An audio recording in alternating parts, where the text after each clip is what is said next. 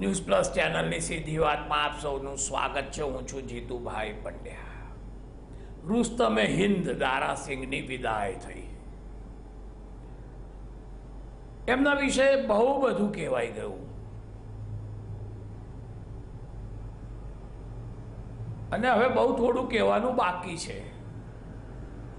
એમની કારકિર્દી, એમનો જન્મ, એમની ઉછેર, એમની ફિલ્મી કારકિર્દી, હનુમાનજીનો એમનો અદ્ભુત રોલ, આ બધાની બહુ ચર્ચા થઈ। પણ રુસ્તમે હિન્દની આ વિદાય વખતે મારે પણ કંઈક કહેવું છે। દારા સિંઘની વિદાય સમયે આપણે આત્માવલોકન કરવાની જરૂર છે કે શારીરિક ફિટનેસમાં આપણે ક્યાં ઊભા છીએ। ભારતની પ્રગતિમાં સૌથી મોટો ભોગ જો કોઈ લેવાયો હોય તો એ શારીરિક ફિટનેસનો છે। આપણે બધા નાનાથી લઈને મોટા સુધી હવે કોઈ શારીરિક શ્રમ કરવા માંગતા નથી। શારીરિક શ્રમ કરવાનું કોઈ કારણ રહ્યું નથી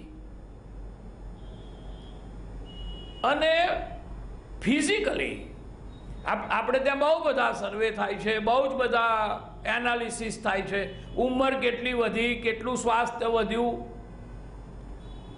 પણ શારીરિક ક્ષમતામાં ઘટાડો થયો કે વધારો થયો એના કોઈ માપદંડ ન તો નક્કી થયા છે, ન એના પર કોઈ એનાલિસિસ થાય છે। ચાલવાનું બંધ થઈ ગયું। મને યાદ છે, હું જ્યારે કોલેજમાં ભણતો હતો ત્યારે રોજ અમે ડબલ સવારી, સાયકલ પર ડબલ સવારી કરીને લગભગ 30 કિલોમીટર, 40 કિલોમીટર શહેરમાં ફરતા હતા। તો સાયકલિંગ હતી એક બાબત, ચાલવાનું હતું, ખૂબ ચાલતા।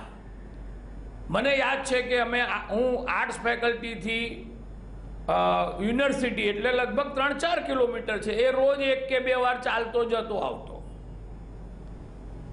તો શારીરિક શ્રમની જે વાત હતી, મારા પિતાજી કહેતા કે અમે નાપા ગામના, આણંદ પાસે એક નાપા ગામ છે અને ત્યાંથી આણંદ કઈ 8-10 કિલોમીટર થાય। એક નાનકડી વસ્તુ લેવા ગામમાંથી લોકો દોડતા દોડતા આણંદ જઈને પાછા આવે। ભણવા નાપાના વિદ્યાર્થીઓ પહેલા આગળ ભણવું હોય 7મા પછી તો આણંદ ચાલતા જાય, ચાલતા પાછા આવે। ઘણા બધાએ 8-10 કિલોમીટર ચાલીને એમનો અભ્યાસ કર્યો છે। હવે જે પરિસ્થિતિ છે, આપણે બાળકને ઘરના દાદરા સુધી મૂકવા જઈએ છીએ અને એને વાનમાં કે રિક્ષામાં ચઢાવીએ છીએ અને બાળક સ્કૂલના કમ્પાઉન્ડની અંદર વાન કે એમાંથી ઉતરે છે। અમારા વખતે સ્કૂલો પણ 3-4 કિલોમીટર હોય અને મા બાપને ખબર પણ ના પડે કે ક્યારે સ્કૂલનો ટાઈમ છે, ક્યારે પહોંચ્યા, ક્યારે રસ્તામાં માર ખાધો, ક્યારે મારીને આવ્યા। તો રુસ્તમે હિન્દની આ વિદાય વખતે આપણે એક વિચારીએ કે ભાઈ આ ટીવી, આ ફેસબુક, આ જે સુખ સગવડના સાધનો ઊભા થયા છે, આપણે કોમ્પ્યુટર પરથી અને ટીવી પરથી ઊભા જ નથી થતા। રાતના 12 વાગ્યા સુધી સિરિયલો ચાલે છે, આપણી વાતચીતો ચાલે છે, પાર્ટીઓ ચાલે છે। સ્કૂટર તો જોઈએ જ, પાન ખાવા ગલીને નાકે જવું હોય તો પણ આપણે સ્કૂટર વગર જતા નથી। તો હવે એક આ રુસ્તમે હિન્દની વિદાય વખતે થોડુંક વિચારીએ કે આપણે શારીરિક ફિટનેસ માટે શું કરીશું અને પછી 40,000 35,000ની ફી ભરીને આપણે જિમમાં જઈએ છીએ। મારે એક ડૉક્ટર મિત્ર છે, ડૉક્ટર દિનાશા, એમણે એક બહુ સરસ વાત કરી કે જિમમાં જે કંઈ કસરતો કરાવે છે એ બધી મૂળભૂત રીતે આપણે ત્યાં જે કપડાં ધોવાના, બહેનો જે કપડાં ધોતી, કૂવામાંથી પાણી ભરી લાવતી, તળાવમાંથી પાણી ભરી લાવતી, ઘંટી દળતી, આ બધી કસરતોનું આધુનિક રૂપ છે. એટલે પહેલાં બહેનો જે ખેતરમાં જતી, ચારા લાવતી, પાણી ભરતી કૂવામાંથી પાણી ભરવાની જે વાત આવી છે એમાંથી મને એક અદ્ભુત વાત ખબર પડી કે પહેલાં આપણને કેલ્શિયમની આટલી બધી ડેફિશિયન્સી નથી થતી. આપણા હાડકાં નબળા નહોતા થઈ જતા. એક તો ખૂબ શારીરિક કામ કરતા, શ્રમ કરતા, ચાલતા દોડતા, અને બહેનો તો ખૂબ અઘરા કામ કરતી, ઘંટી દળવાનું, કૂવામાંથી પાણી ભરવાનું. અને આ જે કૂવામાંથી પાણી ભરવાની આખી સિસ્ટમ છે એ કમર પાતળી રાખવાની તમામ એક્સરસાઇઝોમાં સર્વશ્રેષ્ઠ છે.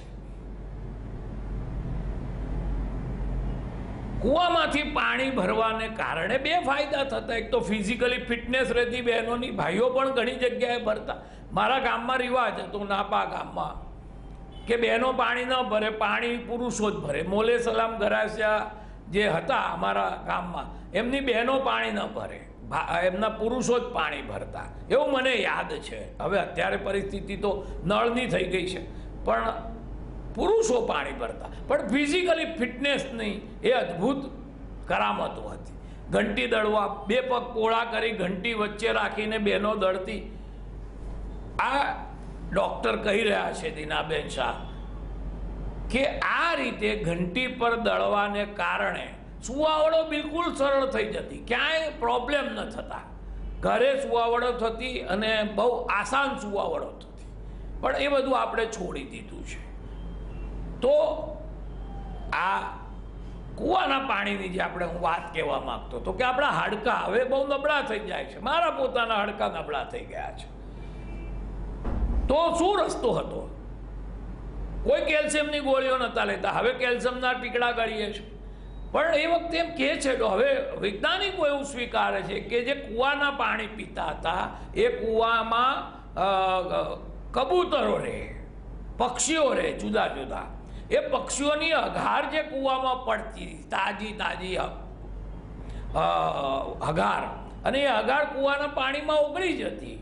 અને એ કબૂતરની હગારમાં એટલું બધા પ્રમાણમાં કેલ્શિયમ અને બીજા જરૂરી તત્વો રહેતા હતા કે તમને શરીરના હાડકાં ઘસાતા નહીં.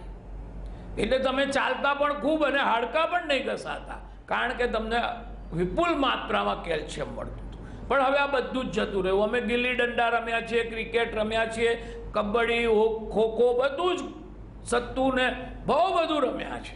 પોળમાં રમવાનો રિવાજ હતો અમારી વખતે.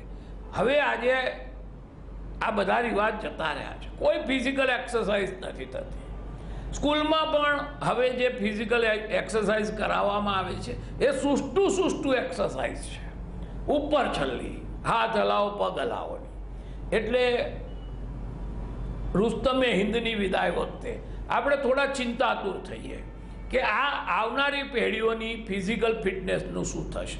એક તો ખોરાક બગડી ગયો છે, બિલકુલ જંક ફૂડ, ચીઝ, કોક, પેપ્સી, અને એ બધાની સાથે બિલકુલ બેઠાપણું. નાનપણથી જ કોઈ એક્સરસાઇઝ નહીં, નાનપણથી જ કોઈ કામગીરી નહીં. આખો દાડો કાં ચોપડામાં માથું ગાળીને બેસી રહેવાનું, કાં ટીવીમાં કે કોમ્પ્યુટરમાં માથું ગાળીને બેસી રહેવાનું. આવતી પેઢીઓ ઘસાઈ જશે, એની ચિંતા આજે કરીએ. આજે દારાસિંગે તો બહુ અદ્ભુત જિંદગી જીવી છે, બહુ જ નામ કમાયું છે, બહુ જ મહેનત પણ કરી છે, અને ઘણા બધાના એ આદર્શ પુરુષ રહ્યા છે જિંદગીમાં. એમને લીધે ઘણા બધા અમારી પેઢીના લોકોએ એક્સરસાઇઝ કરી, અખાડામાં ગયા. પણ હવેની પેઢી આમાંથી કંઈક શીખે કે શારીરિક મજબૂતી પણ જિંદગીનો એક બહુ જરૂરી હિસ્સો છે. ફિઝિકલી ફિટ નહીં રહીએ તો જિંદગીમાં જે કંઈ કરવું છે, બહુ બુદ્ધિ વિકસાવી દીધી છે, મન બહુ મજબૂત કરી દીધું છે, પણ શરીર સાથ નહીં આપે તો જિંદગીના કોઈ ગોલ પાર નહીં પાડી શકીએ.